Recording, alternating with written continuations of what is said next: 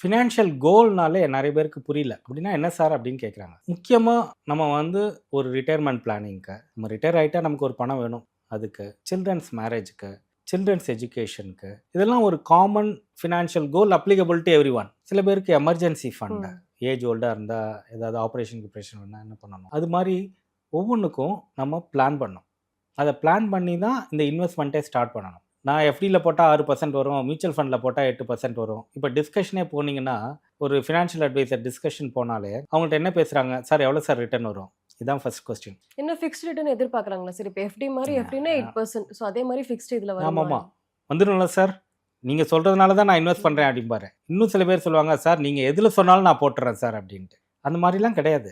நம்ம கொஞ்சம் வந்து ஸ்டடி பண்ணி தான் பண்ணணும். இல்லாட்டினா என்ன ஆகும்னா, எக்ஸ்பெக்ட் பண்ண அளவுக்கு போலன்னா, வி ஒன்லி ரிக்ரெட். நமக்கு தான் அந்த கஷ்டங்கள் நமக்கு தான் வரும். அப்போ போய் நம்ம ஃபினான்ஷியல் அட்வைசரையோ, இல்ல ஃபண்ட் ஹவுஸையோ, இல்ல மார்க்கெட்டையோ ப்ளேம் பண்ணி பிரயோஜனம் கிடையாது. நம்மளோட கோல் என்ன?